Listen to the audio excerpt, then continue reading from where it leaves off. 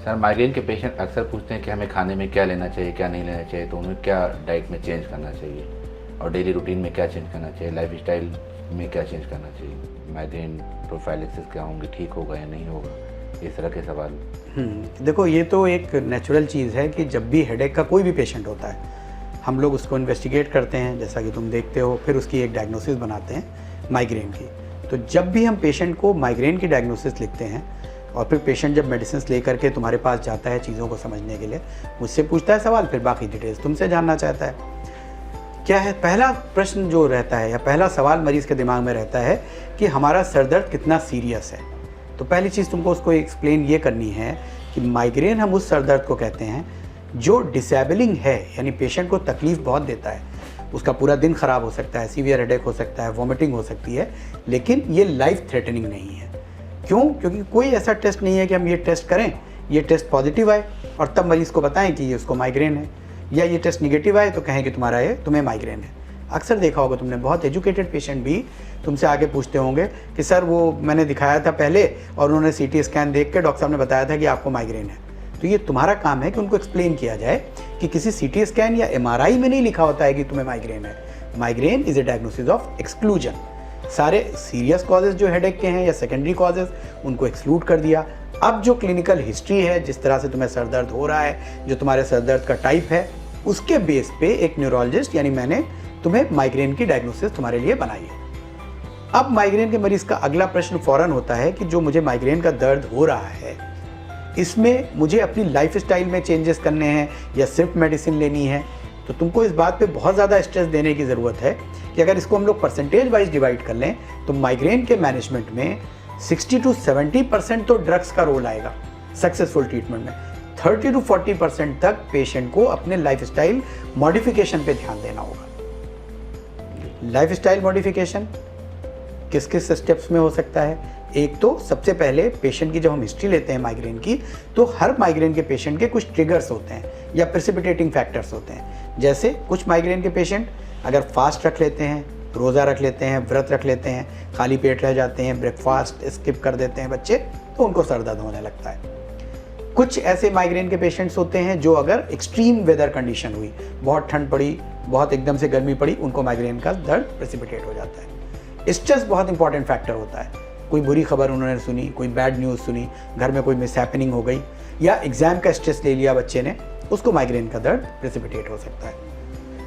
इसी तरीके से एक बहुत कॉमन ट्रिगर है, कुछ फूड आइटम्स हैं, हर एक में नहीं मिलते, लेकिन ये स्पेसिफिकली पेशेंट से पूछने होते हैं। जैसे जो ये आजकल फास्ट फूड है जो बच्चे बहुत यूज़ करते हैं, पिज़्ज़ा, बर्गर, इसमें जो चीज़ होता है, plus chocolate, plus coffee, citrus fruits जो लोग लेते हैं, मिडिल एजेड या यंग जनरेशन भी आजकल, some certain types of wines, red wine, ये ऐसी चीज़ें हैं कि अगर पेशेंट इनको लेता है तो उसका माइग्रेन का अटैक ट्रिगर हो जाता है। तो जो लाइफस्टाइल मॉडिफिकेशन हमें पेशेंट को बताना है, ये गुड नाइट ऑफ स्लीप, नींद अच्छे से पूरी करनी है। जो आजकल का सोशल मीडिया जिस पे बच्चे बहुत ज़्यादा समय बिताते हैं, जिसकी वजह से रात की नींद डिस्टर्ब होती है, उसको मिनिमाइज़ करके रखना है। फास्ट फूड जहाँ तक हो सकता है अवॉइड करने चाहिए। अगर कोई माइग्रेन का पेशेंट है तब तो उसे बिल्कुल ही छोड़ देना चाहिए इन चीज़ों को। हर एक के लिए बुरा है, बट माइग्रेन के पेशेंट के लिए तो ये प्रेसिपिटेटिंग थिंग है। फास्ट नहीं रख सकता एक माइग्रेन का पेशेंट, रोज़ा नहीं रख सकता या व्रत नहीं रख सकता। एक्सट्रीम वेदर कंडीशन में निकलता है तो विथ ऑल प्रिकॉशंस निकलना चाहिए। लेट नाइट्स अवॉइड करनी चाहिए। एक और प्रेसिपिटेटिंग फैक्टर है तेज़ शोर, तेज़ लाइट, जैसे डिस्को की लाइट या शादी में या फंक्शंस में जो एकदम से लाइट्स चमकती हैं या बहुत ज़्यादा ढोल बजता है, तमाशे होते हैं, इन चीज़ों से भी माइग्रेन के पेशेंट को दूर रखना चाहिए। तो एक तो ये लाइफ स्टाइल मॉडिफिकेशन है, ये हमें पेशेंट को एक्सप्लेन करनी है कि इन चीज़ों को पेशेंट को अवॉइड करना है। अगला क्वेश्चन जो एक माइग्रेन के पेशेंट का बहुत कॉमन सवाल होता है कि क्या मेरा माइग्रेन या मेरा सर दर्द ठीक हो जाएगा? क्योंकि मोस्टली लोगों के दिमाग में ये कॉन्सेप्ट है और ये अक्सर जनरल फिजिशियंस का भी कॉन्सेप्ट है कि माइग्रेन एक ऐसा सर दर्द है जो कभी ठीक नहीं होता। बीइंग ए न्यूरोलॉजिस्ट, हम लोग को उन्हें एक्सप्लेन करना चाहिए कि नहीं, माइग्रेन ट्रीटेबल हेडेक है जिसका बहुत अच्छा इलाज है। इसका इलाज दो तरीके से किया जाता है। मेडिसिन दो तरह की लिखी जाती हैं। एक पेशेंट को प्रोफाइलेक्टिक मेडिसिन ली जाती है। प्रोफाइलेक्टिक मेडिसिन कहते हैं उन दवाओं को जिससे उसका सर दर्द हमेशा के लिए दूर हो सकता है या ख़त्म हो सकता है। एक SOS मेडिकेशन जो हम लोग उसको एक्यूट हेडेक के लिए लिखते हैं कि जब उसको हेडेक प्रेसिपिटेट हो उस समय वो दवा ले ले, आधे घंटे में या 1 घंटे में उसका हेडेक ठीक हो जाए।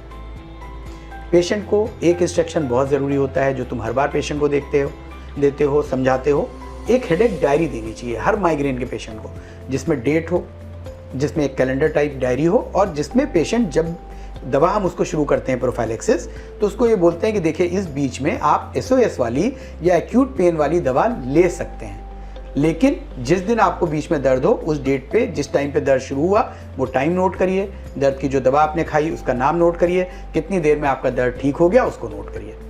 इसकी इंपॉर्टेंस क्या है? जब पेशेंट फॉलोअप में आता है, मान लीजिए 2 महीने की प्रोफाइलेक्टिक ट्रीटमेंट लेके आता है, जब वो आप डायरी देखते हैं तो आपको ये अंदाज मिलता है कि फर्स्ट मंथ में उसको 6 बार SOS मेडिकेशन लेनी पड़ी, सेकंड मंथ में 2 बार ही SOS मेडिकेशन लेनी पड़ी। इट मीन्स कि जो आप प्रोफाइलेक्टिक या उसकी बीमारी को ठीक करने की दवा दे रहे हैं उससे वो धीरे धीरे ठीक हो रहा है। ये पेशेंट को रीएम्फेसाइज करता है, कन्विंस करता है कि देखो तुम्हारा सर दर्द ठीक हो सकता है।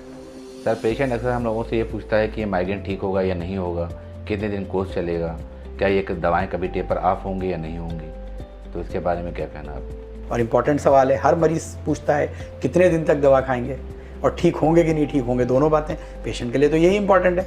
इसमें तुम्हें मैं बताऊं, इंटरनेशनल हेडेक सोसाइटी के जो प्रेसिडेंट हैं, मैं एक कॉन्फ्रेंस में गया हुआ था, तो कनाडा के थे वो, और उनसे ये हम लोगों ने एज ए ऑडियंस, मतलब जो एक्सपर्ट्स थे हेडेक के, उन लोगों ने सवाल किया था कि इंडियन पॉपुलेशन की सबसे बड़ी प्रॉब्लम ये है कि ट्रीटमेंट के मामले में हमें इस बात हो सकता है वहाँ ना हो ऐसा, कनाडा में या US में दे आर इंश्योर्ड, उनका ज़्यादातर पेमेंट इंश्योरेंस कंपनी के ज़रिए होता है, यहाँ पेशेंट को अपना पेमेंट करना होता है, अपना खर्च करना होता है। तो ये सवाल होता है कि हमें दवा कब तक लेनी होगी। तो माइग्रेन का पेशेंट ज़रूर पूछता है कि आखिर ये दवाएँ हमें खानी कब तक होंगी। तो इसका जवाब उन्होंने यही दिया। तो उन्होंने कहा आप उसको जवाब ना दीजिए, बल्कि उससे एक सवाल पूछिए कि तुम्हें सर दर्द कितने दिन से है। वो कहे 6 महीने से, वो कहे 2 साल से, वो कहे 5 साल से। उससे कहिए तो जितने दिन से सर दर्द है कम से कम उससे दुगने समय तक दवा खानी है। तो अगर किसी को 6 महीने बाद आपने माइग्रेन का डायग्नोस किया तो एटलीस्ट 12 मंथ्स की प्रोफाइलैक्सिस वर्क करेगी। अगर किसी को 2 साल से माइग्रेन है तो एटलीस्ट 4 ईयर्स तक उसको प्रोफाइलेक्टिक मेडिसिन लेनी पड़ेगी, तभी उसका हेडेक दूर होगा।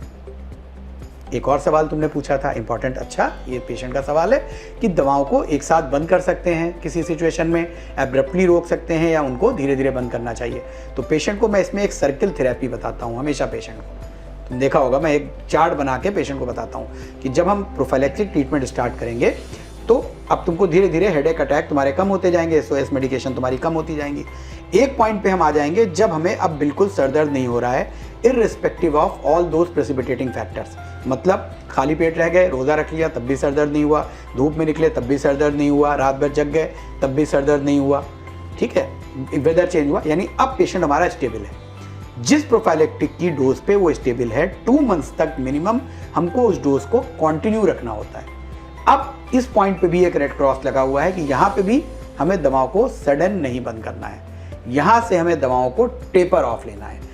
सपोज किसी दवा की 25 मिलीग्राम से उसको 2 मंथ्स तक हेडेक नहीं हुआ तो हम 25 को पहले 20 पे लाएंगे, 15 पे लाएंगे, whatever is the dose, reducing dose जो रिडक्शन पॉसिबल है। तो नेक्स्ट 2 मंथ में टेपर ऑफ करेंगे तो ही हमारा माइग्रेन का ट्रीटमेंट इफेक्टिव हो सकता है। एक लास्ट सवाल तुमने पूछा था कि माइग्रेन के ठीक होने के कितने % चांस है। तो वी कांट बी सूथसेयर्स, है ना, हम भविष्यवक्ता नहीं हो सकते। We are scientific doctor, whatever data says that we have to tell to the patient. हम मरीज को वही बताएंगे जो साइंटिफिक डेटा कहता है। तो साइंटिफिक डेटा यही कहता है माइग्रेन के बारे में कि जो भी माइग्रेन का इफेक्टिव प्रोफाइलेक्टिक ट्रीटमेंट है, अगर इस स्टेप वाइज हमने पेशेंट को बताया और इसने इसको फॉलो किया है तो 90 to 95% सक्सेस रेट है माइग्रेन के ट्रीटमेंट का, या भी इस माइग्रेन के पेशेंट को दोबारा कभी हेडेक नहीं होगा। ये बातें बतानी है हमें पेशेंट को।